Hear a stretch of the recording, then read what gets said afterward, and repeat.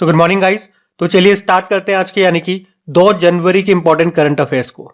तो इस प्रश्न में आपसे पूछ रहे हैं भी जनवरी 2024 में भारत और किस देश के बीच डेजर्ट साइक्लोन 2024 सैन्य अभ्यास का आयोजन किया गया। तो आंसर होगा यूनाइटेड अरब अमीरात। तो ये हम मिलिट्री एक्सरसाइज पढ़ रहे हैं जिसका नाम है डेजर्ट साइक्लोन 2024। ये भारत और यूनाइटेड अरब अमीरात के बीच में हुआ। कब से कब तक?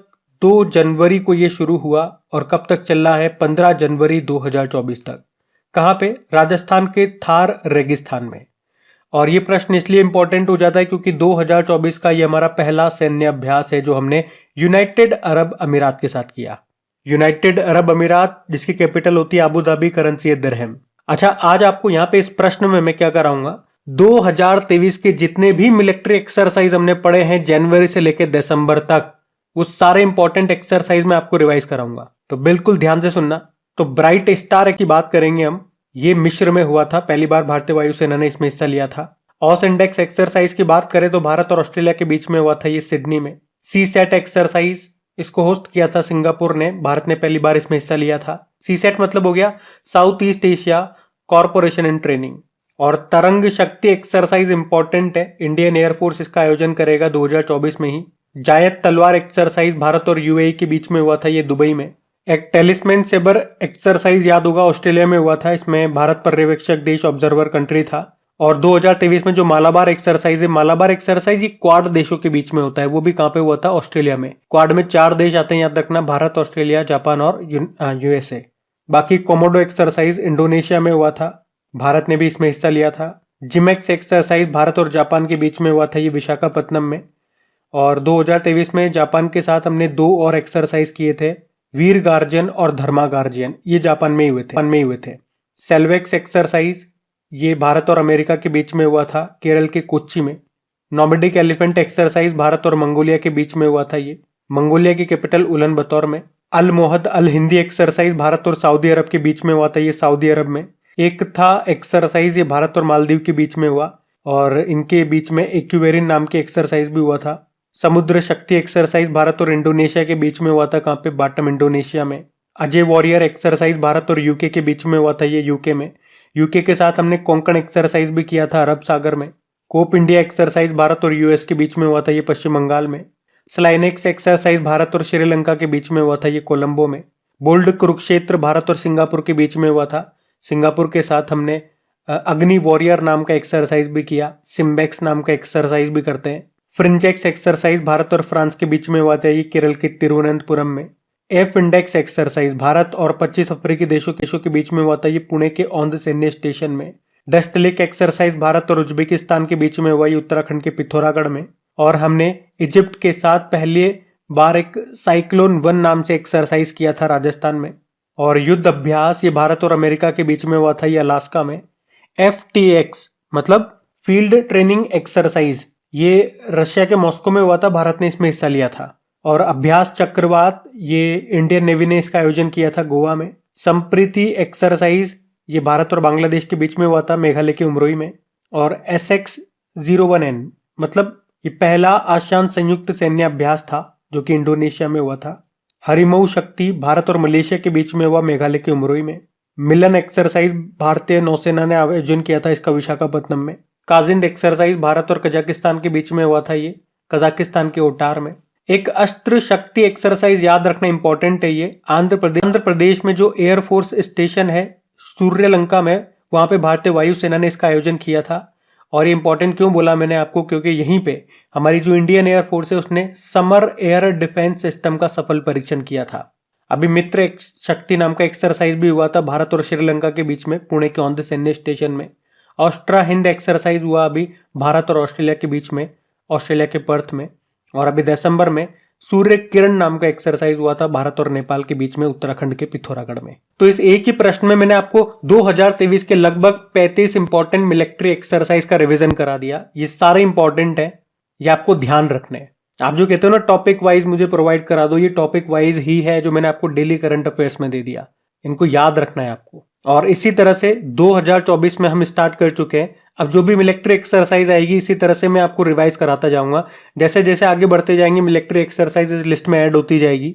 तो अगर स्टार्टिंग से आप ना चालू कर रहे हो तो जो मैं आपका रिवीजन कराता हूँ वो चलूंगा, तो साथ साथ बोलते हुए चलना ताकि ये चीजें आपको याद होती रहे। क्योंकि लास्ट में जब स्टूडेंट कोई नया जुड़ता है तो वो कहता है इतनी सारी चीजें हम कैसे याद करेंगे। तो वो उन स्टूडेंट से पूछो जो हमारे साथ शुरू से मेहनत कर रहे हैं, स्टार्टिंग से मेहनत कर रहे हैं, उनको पढ़ने मजा आने लगता है, ये चीजें याद हो चुकी होती है। इसलिए स्टार्टिंग से जुड़े हो तो जुड़े रहना, छोड़ना मत। अगला प्रश्न देखते हैं। फिर बताओ, जनवरी 2024 में FIH हॉकी 5S विश्व कप 2024 ये कहां पे होगा? तो आंसर होगा ओमान। अब ये क्वेश्चन इसलिए इंपॉर्टेंट है क्योंकि ये इसका पहला संस्करण है, फर्स्ट एडिशन। किसका? FIH 5S वर्ल्ड कप 2024 का। कहां पे होना है? ओमान की कैपिटल मस्कट में। जनवरी के लास्ट में होगा ये। इसमें मेंस और वुमेन्स दोनों के टूर्नामेंट होंगे। और इसमें बात करें अगर भारतीय महिला हॉकी टीम की कप्तान कौन रहेंगी, तो रजनी एती मारप्पू। अच्छा, यहाँ पे हॉकी से संबंधित कुछ इंपॉर्टेंट क्वेश्चंस मैं आपको रिवाइज कर रहा हूँ। आपको याद होगा मेंस हॉकी वर्ल्ड कप 2023 ये उड़ीसा में हुआ था, जिसको जर्मनी ने जीता था बेल्जियम को हरा करके। National ice hockey championship Leh Ladakh में हुआ था, उसको ITBP ने जीता था। भारतीय पुरुष हॉकी टीम के कोच बने थे क्रेग फुलटन, साउथ अफ्रीका से हैं। रायबरेली हॉकी स्टेडियम का नाम रानी रामपाल के नाम पे कर दिया। भारत का सबसे बड़ा हॉकी स्टेडियम ये उड़ीसा में बना और उस स्टेडियम का नाम बिरसा मुंडा जी के नाम पे रखा गया, जहां पे ये हॉकी वर्ल्ड कप हुए थे। उसी तरह से मोहाली हॉकी स्टेडियम का नाम बलबीर सिंह सीनियर के नाम पे रखा गया था। अभी एशियन हॉकी चैंपियनशिप 2023 हुई थी चेन्नई में, उसको इंडिया ने जीता था मलेशिया को हरा करके। उसके अलावा अभी 5वां FIH women's junior world cup 2023 हुआ था, उसको नीदरलैंड ने जीता था अर्जेंटीना को हरा करके। और FIH mains junior hockey world cup 2023 हुआ था मलेशिया में, उसको जर्मनी ने जीता था फ्रांस को हरा करके। और सबसे इंपॉर्टेंट ये रहेगा कि अभी इंटरनेशनल हॉकी फेडरेशन ने 2023 के लिए best player of the year चुना हार्दिक सिंह को, ये हमारी टीम के मिडफील्डर हैं। वहीं बेस्ट गोलकीपर चुना था सविता पुनिया को, ये महिला हॉकी टीम के कप्तान है। और आपको याद होगा अभी एशियन गेम्स 2022 हुए थे, 19वां संस्करण था, चाइना के हांगझाओ में हुए थे। उसमें मेंस हॉकी टीम ने गोल्ड जीता था, जापान को हराया था। और वुमेन टीम ने तो उसमें ब्रोंज जीता था। और 2 खिलाड़ियों के नाम और याद रखना, हरमनप्रीत सिंह ये मेंस हॉकी टीम के हमारे कप्तान है। उद्घाटन समारोह में ये ध्वजवाहक फ्लैग बियरर रहे थे। किसके साथ? लवलीना बोर्गोहेन के साथ, जो कि बॉक्सर है। वहीं PR श्रीजेश का नाम भी न्यूज में था, ये गोलकीपर है हमारी टीम के। इसके समापन समारोह में ये ध्वजवाहक थे। और हॉकी से संबंधित कुछ कप एंड ट्रॉफीज की बात करें तो अजलान शाह कप हो गया, आगा खां कप हो गया, Nehru cup, Dhyanchand cup, Rangaswamy cup, Scindia cup, Ranjit Singh cup, Beighton cup, Indira cup, इन सब का संबंध हॉकी से है, ध्यान में रखना। अगला प्रश्न देखते हैं। फिर बताओ, अभी हाल ही में 16वें वित्त आयोग फाइनेंस कमीशन के अध्यक्ष के रूप में अभी किसे नियुक्त किया गया? तो आंसर होगा अरविंद पनगड़िया। तो अभी केंद्र सरकार ने अरविंद पनगड़िया को 16वें वित्त आयोग का अध्यक्ष बनाया है।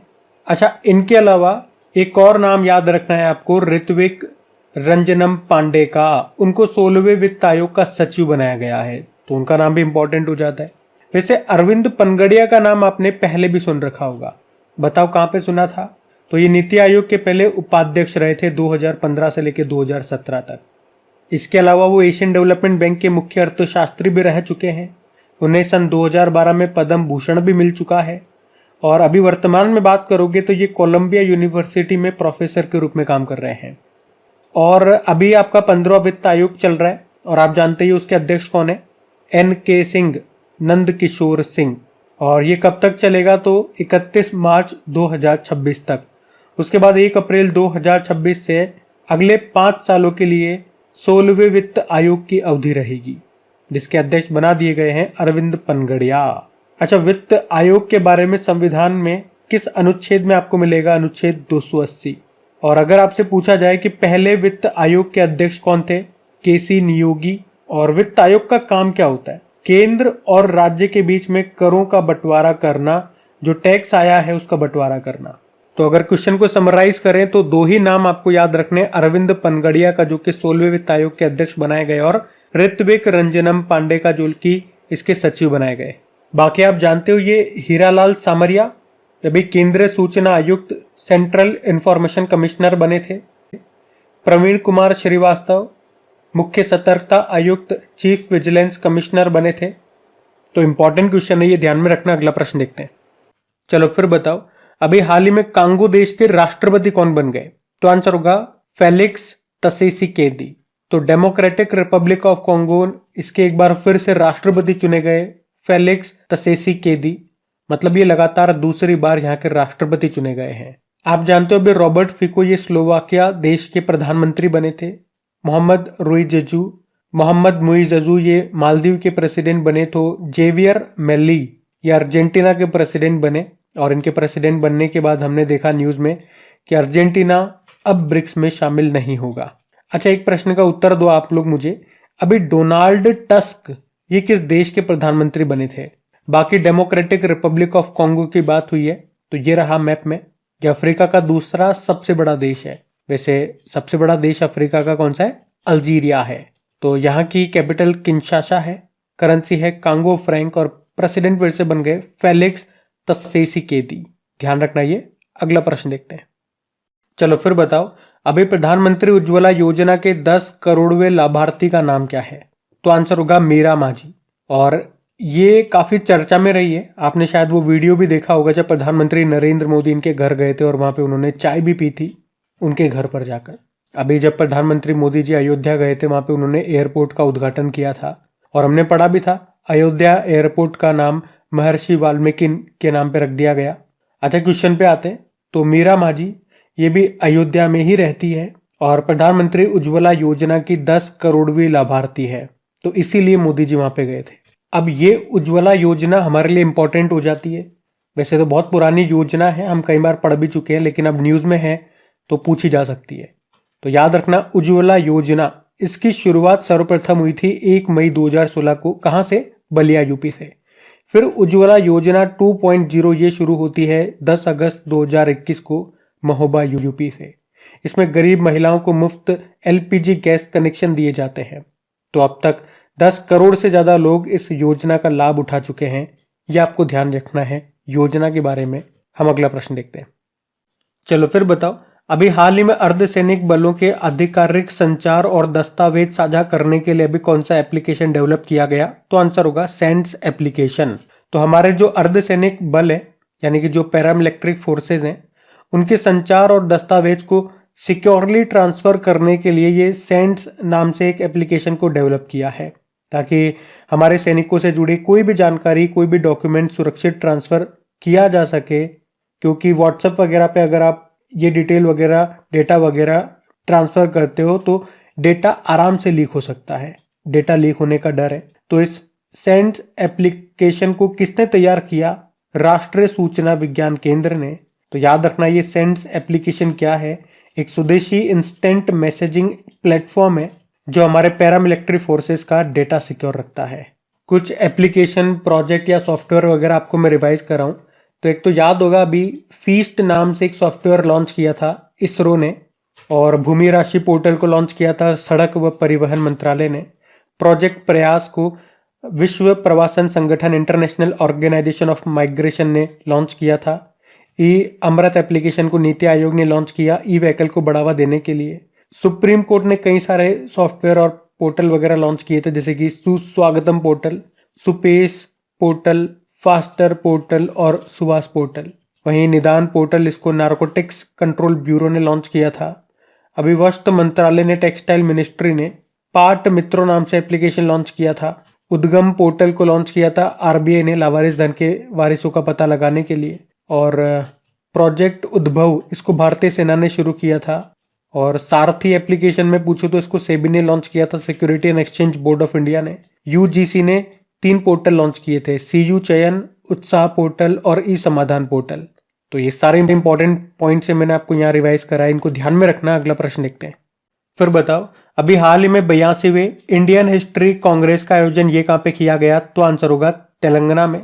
तो अभी 82वें इंडियन हिस्ट्री कांग्रेस का आयोजन ये भी 28 से लेके 30 दिसंबर 2023 तक तेलंगाना के वारंगल में जो काकतीय यूनिवर्सिटी है वहां पे किया गया। तो इंडियन हिस्ट्री कांग्रेस की बात करें तो ये भारत का सबसे पुराना इतिहासकारों का एक संगठन है। इसकी स्थापना मॉडर्न हिस्ट्री कांग्रेस के नाम से की गई थी, जिसका पहला सत्र 1935 में पूना में आयोजित किया गया था। और अभी 82वां सत्र इसका आयोजित किया गया कहाँ पे? तेलंगाना में। अच्छा, इसी से मिलता जुलता एक प्रश्न है कि अगर पूछे कि 82वां भारतीय सड़क कांग्रेस का आयोजन ये अभी दिसंबर में हुआ था, कहाँ पे हुआ था? तो गांधीनगर गुजरात में हुआ था। ये जरूर याद रखना। तो ये पॉइंट आप जरूर याद रखना अगला प्रश्न देखते हैं। चलो फिर बताओ, अभी हाल ही में नेशनल लीगल सर्विसेज अथॉरिटी का कार्यकारी अध्यक्ष किसे नियुक्त किया गया? तो आंसर होगा संजीव खन्ना को। तो भी राष्ट्रपति द्रौपदी मुर्मू जी ने सुप्रीम कोर्ट के दूसरे वरिष्ठतम न्यायाधीश यानी कि न्यायमूर्ति संजीव खन्ना को राष्ट्रीय कानूनी सेवा प्राधिकरण का कार्यकारी अध्यक्ष नियुक्त किया है।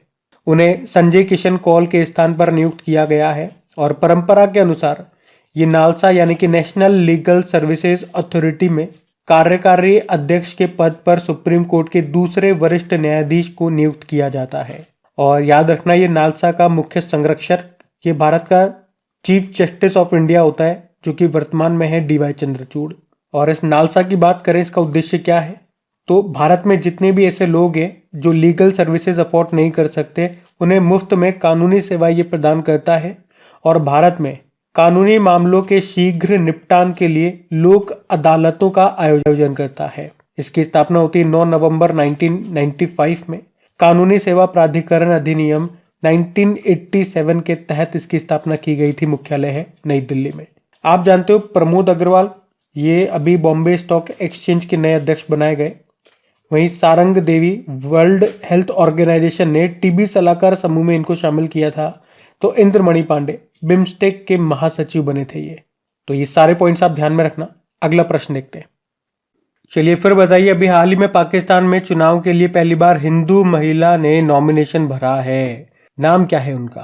तो आंसर होगा डॉक्टर सवीरा प्रकाश।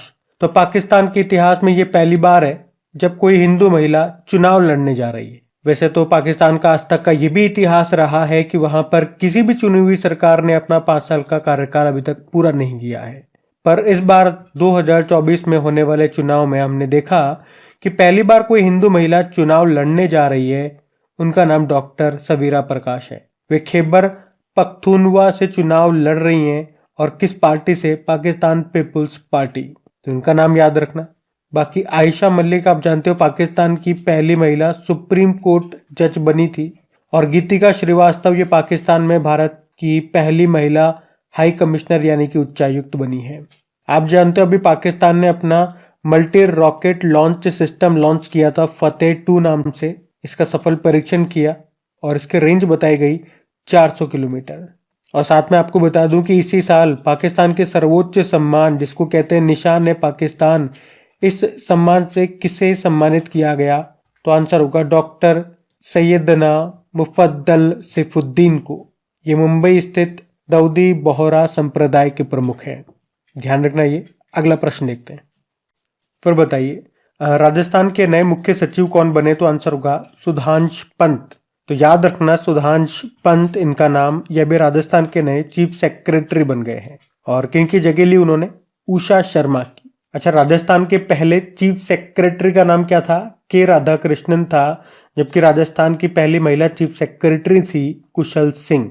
और पूछे कि राज्य में मुख्य सचिवों की नियुक्ति कौन करता है? तो वहां के मुख्यमंत्री करते हैं। भजन लाल शर्मा अभी बीजेपी से नए यहाँ पे मुख्यमंत्री बने राजस्थान में, तो उनका नाम याद रखना। और गाइज, ये था आज का आपका करंट अफेयर्स का सेशन। कैसा लगा आपको सेशन? कमेंट करके जरूर बताना और अपने दोस्तों के साथ में वीडियो को शेयर जरूर करना और इसे लाइक भी करना अगर आपने अभी तक वीडियो को लाइक नहीं किया तो। चलो अभी कल का करंट अफेयर्स का हम क्विक रिवीजन कर लेते हैं और सेशन एंड करते हैं। तो पहला प्रश्न पूछा था कि प्रधानमंत्री नरेंद्र मोदी कहां पर BAPS हिंदू मंदिर का उद्घाटन करेंगे? यूनाइटेड अरब अमीरात। फिर पूछा किस राज्य में हेताई अम्मन उत्सव का आयोजन किया गया? तो आंसर होगा तमिलनाडु। इसरो खुफिया क्षमता को बढ़ावा देने के लिए 5 सालों में कितने उपग्रह लॉन्च करेगा? 50। $100 अरब की संपत्ति वाली पहली महिला बन गई कौन? फ्रेंकोइस बेटनकार्ट मायज। फिर पूछा विश्व का दूसरा सबसे बड़ा इस्पात उत्पादक देश? ये भारत बन गया, पहला चाइना है। किस राज्य सरकार ने आदिवासियों और दलितों के लिए वृद्धावस्था पेंशन लाभार्थियों की जो आयु है उसे घटाकर 50 वर्ष कर दिया? झारखंड ने। किसने नेशनल ट्रांजिट पास सिस्टम को लॉन्च किया? हमारे पर्यावरण मंत्री भूपेंद्र यादव ने। किसने फीस्ट सॉफ्टवेयर को लॉन्च किया? तो इसरो ने। और किसे अग्निशमन सेवा, नागरिक सुरक्षा और होमगार्ड का महानिदेशक डायरेक्टर जनरल बनाया? विवेक श्रीवास्तव को। और आखिरी प्रश्न पूछा किस राज्य ने अभय हस्तम लॉन्च किया? तो आंसर होगा तेलंगाना ने। अभी कल का होमवर्क प्रश्न देखते हैं और सेशन एंड करते हैं। तो कल की वीडियो में आपसे पूछा था किसे भारतीय सिनेमा का राइजिंग ग्लोबल सुपरस्टार पुरस्कार से सम्मानित किया गया? तो आंसर होगा कार्तिक आर्यन को। आप सभी ने प्रश्न का बिल्कुल सही उत्तर दिया। अब ये रहा आज का आपका होमवर्क प्रश्न।